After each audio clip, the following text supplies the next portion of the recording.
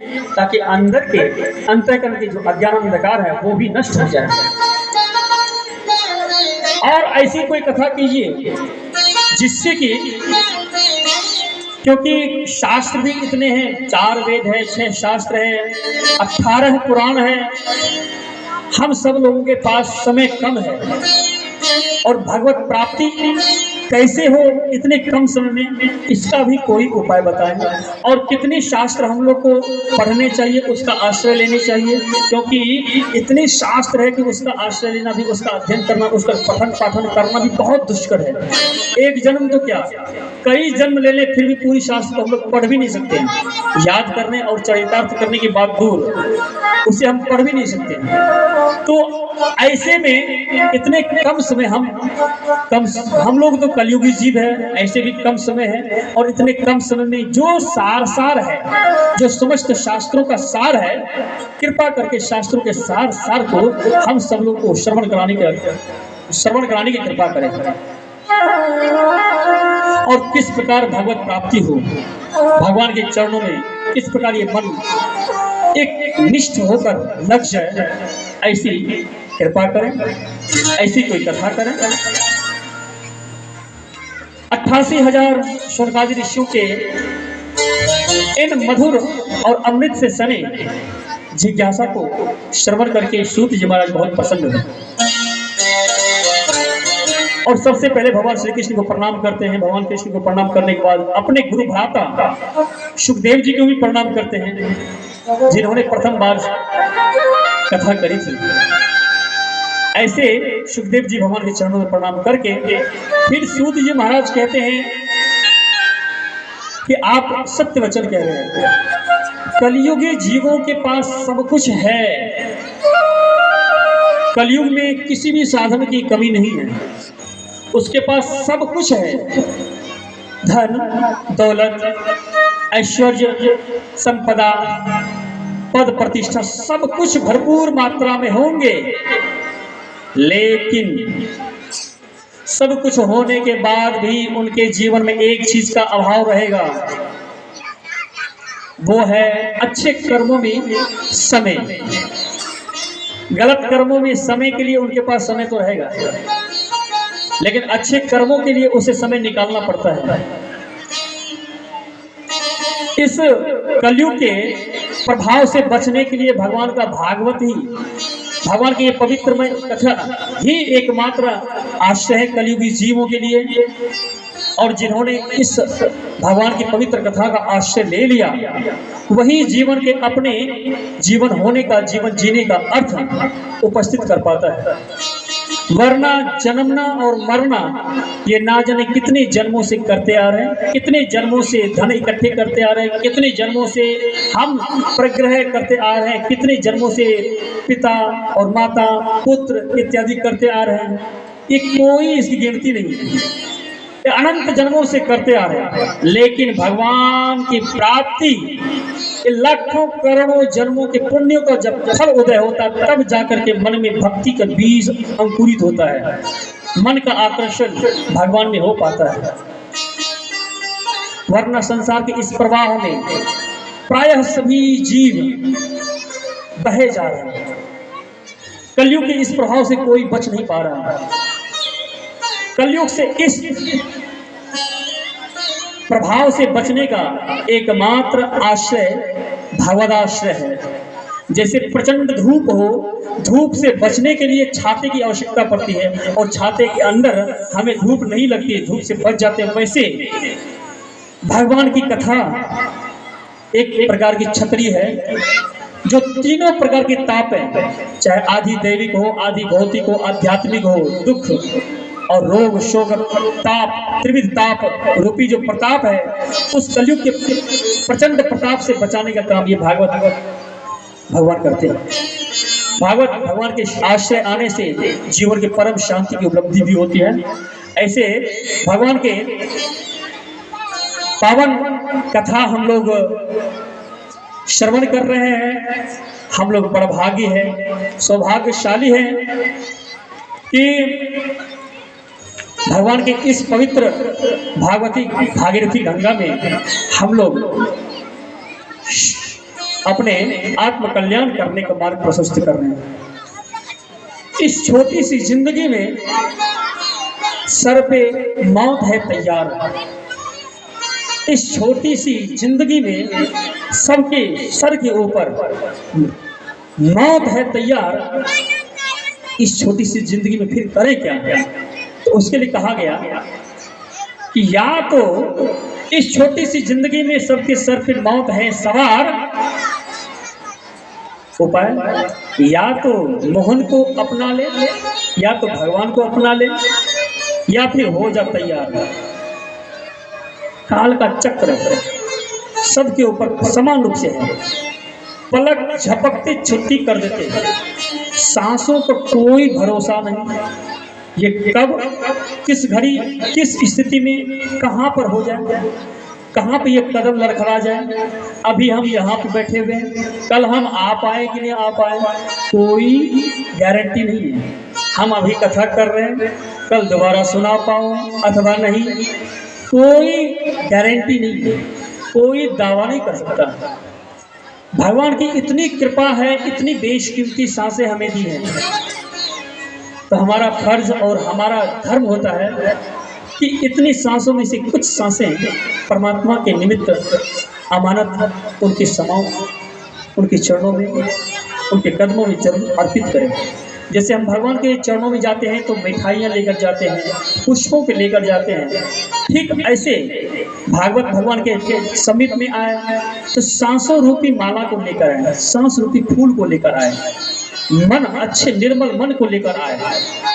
भगवान को कोई प्रसाद मिठाइयाँ नहीं चाहिए होगी, भगवान को केवल शुद्ध अंतःकरण निर्मल मन चाहिए होता है। जिनके अंतःकरण मन शुद्ध है वही भगवान की कृपा पात्र हो पाते हैं। तो हम सब लोग इन 7 दिनों में भगवान की कृपा पात्र बनने का प्रयास भी करेंगे। अगर हमारे अंतःकरण में कोई ऐब है, कोई बुराइयां हैं, कोई कपट का भाव है, छल है, प्रपंच है, तो उन्हें भी धीरे धीरे छोड़ने का प्रयास करें। अगर धीरे धीरे छोड़ नहीं भी सकते हैं तो पकड़ तो सकते हैं। अब कहेंगे किसको पकड़ रहे हैं, तो छल को कपट को नहीं पकड़ रहे हैं, केवल भगवान को पकड़ रहे हैं। क्योंकि भगवान को अगर सही तरीके से पकड़ लिए तो ये छूटने वाले जो है ना अपने आप छूटने लगते हैं। क्योंकि जहाँ सूरज होता है वहाँ अंधकार नहीं होता है। भगवान की भक्ति करने के बाद भी अगर मन में अंतःकरण में अगर छल कपट है तो समझ जाइए भगवान की शरण में गए हैं लेकिन सही तरीके से नहीं गए। गए तो हैं, सही तरीके से नहीं गए। इसीलिए क्या होता है कि हम सब कुछ छोड़ छाड़ कर साधु संत तो बन जाते हैं, भगवान के अनन्य भक्त बन जाते हैं, लेकिन ये काम क्रोध मद लोभ इत्यादि जितने विकारे छोड़ नहीं पाते हैं। ये हमेशा पीछा करता रहता है। ये इसीलिए क्योंकि उतने कुछ करने के बाद भी भगवान के चरणों को अच्छी तरीके से नहीं पकड़ पाए। इसी वजह से जो दावा करते हैं कि मैं एक भगवान के अनन्य भक्त हैं, हम भगवान के एक निष्ठ भक्त हैं, तो भगवान के जो भक्त होते हैं उनके अंतःकरण में वो मैल नहीं होते फिर। क्योंकि जैसे सूर्य के उदय होने से अंधकार अपने आप नष्ट हो जाता है, वैसे ही भगवान जिनके जीवन में आ जाते हैं, जिनके जीवन में भगवान की भक्ति आ जाती है, उनके जीवन से जितने भी षड विकार है सब उनके नष्ट प्राय हो जाते हैं। अंतःकरण अपने आप शुद्ध हो जाता है। तो अंतःकरण शुद्ध भी करने हैं, अगर नहीं भी हो रहे हैं तो भगवान के चरणों में बैठ करके अंतःकरण शुद्ध करने का प्रयास भी करेंगे। क्योंकि केवल कथा श्रवण करने मात्र से कुछ नहीं होगा। जैसे पात्र में अगर छेद हो, छेद में अगर छेद युक्त अगर पात्र हो तो उसमें कुछ भी डालेंगे उसमें ठहरने वाला नहीं है। वैसे ही हमारे अंतःकरण में अगर कुछ डालेंगे, भगवान की एक कथा अमृत अगर डालेंगे, अगर ये काम क्रोध मोह छल कपट रूपी अगर छेद है तो भगवान की कथा और भगवान का ये आनंद और रस ये टिक नहीं पाएंगे। इसीलिए अगर मन में किसी भी प्रकार का दोष है, विकार है, अवगुण है, तो भगवान के चरणों में सब कुछ समर्पित और सरेंडर, कंप्लीट सरेंडर करते हुए भगवान से यही आज याचना करें। क्योंकि ये बिना भगवान की कृपा के हम भक्ति भी नहीं कर सकते हैं। लाखों करोड़ों में कोई एक बिरला ही होता है जो भगवान की भक्ति के मार्ग को प्रशस्त हो पाता है। कई जन्म लग जाते हैं इतना करने के लिए। अगर हम सब लोग भगवान की कथा सुन रहे हैं, भगवान की कथा कर रहे हैं, ये इस जन्म नहीं कई जन्मों का पुण्य साथ काम कर रहा है। कई पुण्य आकर एकत्रित होते हैं, तब वो फोर्स करता है, तब जाकर जीवन में ये परम सौभाग्य प्राप्त होता है, भगवान कथा श्रवण करने, भगवान कीर्तन करने का। तो हम लोग बड़ा भागी हैं, कहीं न कहीं पुण्य किए हुए पिछले जन्मों का और इस जन्म का, जो हम सब लोग भगवान की सहज कृपा को प्राप्त कर रहे हैं, अनुभव कर रहे हैं।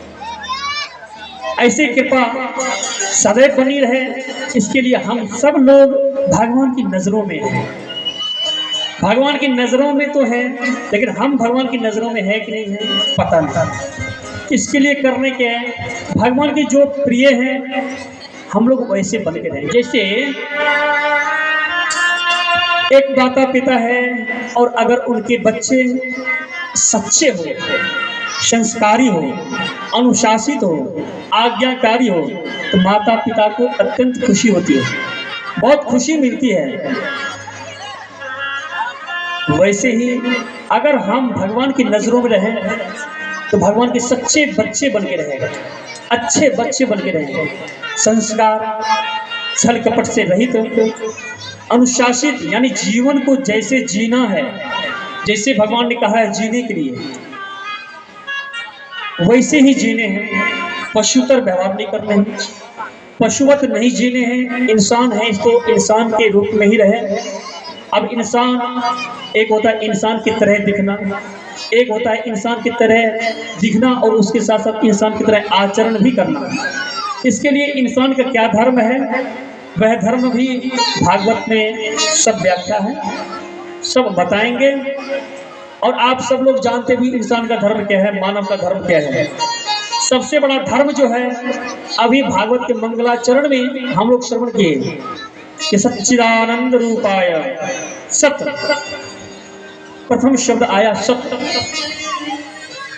तो धर्म दूसर सत्य समाना, मानव का सबसे श्रेष्ठ धर्म अगर है तो वो सत्य है। और सत्य के आधार भूमि पर ही ये संसार और ये सृष्टि पूरा ब्रह्मांड टिका हुआ है। और सत्य क्या है, वो केवल परमात्मा है। और परमात्मा सत्य है, इसलिए सृष्टि और ये पूरा ब्रह्मांड इसी पे टिका हुआ है। परमात्मा के अतिरिक्त कोई सत्य नहीं है, इसलिए सत्य को पकड़ लीजिए। अब सत्य को पकड़ने के लिए क्या करना है पड़ेगा, इसके लिए सद आचरण करना पड़ेगा। भगवान ने जैसे आज्ञा करी है, भागवत कथा के माध्यम से, गीता के माध्यम से, शास्त्रों के माध्यम से जो आज्ञा करी है, जैसे जो जीने का ढंग बतलाया है कि जीवन में कभी झूठ नहीं बोलते हैं, क्योंकि सांच बराबर तप नहीं, झूठ बराबर पाप, जाके हृदय सांच है, ताके हृदय आ। मनुष्य के इतिहास में इस जीवन में सबसे बड़ा और कोई धर्म नहीं है। प्रायः सभी धर्मों ने स्वीकार किया इस बात को, और जिन्होंने पाया है परमात्मा को, उन्होंने सत्य का आश्रय लेकर ही। एक राजा था, बहुत ही प्रतापी राजा थे। उनके जीवन में सब कुछ था, धन धान से संपन्न था, बहुत ही प्रतापी राजा थे और प्रजा पालन में भी बहुत कुशल थे। उनकी शासन काल में कोई प्रजा दुखी नहीं थी। एक दिन क्या हुआ, ब्रह्म मुहूर्त में राजा ध्यान कर रहे थे,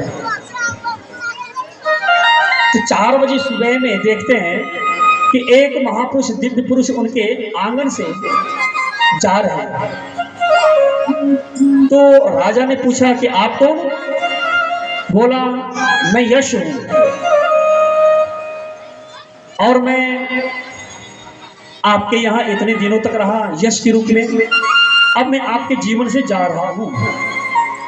यानी जीवन से यश जा रहा था, कीर्ति जा रही थी। उन्होंने किया प्रणाम, ठीक है जाइए। फिर एक दूसरे दिन देखते हैं कि दूसरी दिव्य स्त्री एकदम जा रही है। राजा ने पूछा, क्या देवी आप कौन? तो उन्होंने बोला क्या कि मैं लक्ष्मी हूं।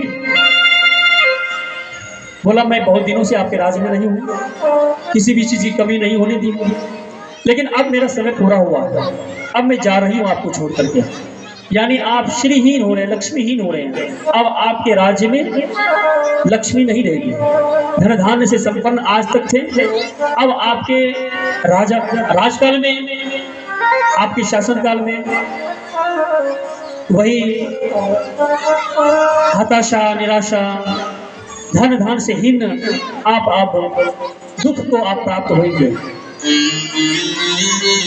तो राजा को कोई दिक्कत नहीं, कोई परेशानी नहीं, बोले कोई बात नहीं। लेकिन देखते तीसरे दिन एक वृद्ध पुरुष जा रहे थे, उनसे पूछा कि आप कौन है और आप कहाँ जा रहे हैं? बोले मैं सत्य हूं। तो राजा ने कहा कि आप तो फिर? बोले मैं जा रहा हूं आपके जीवन से, और अब आपके जीवन में सत्य भी नहीं रहेगा। अब आप अधर्म का आश्रय ले लेंगे, अधर्म करने लगेंगे, पाप करने लगेंगे। उन्होंने बोला नहीं, आप सत्य हैं तो आपको मैं जाने नहीं दूंगा, क्योंकि मेरे जीवन का एकमात्र आधार आप हैं। लक्ष्मी गई तो चाहे भले कौने बातें की हाय, सत्य की भेटी लक्ष्मी बहुरी मिलेगी आए।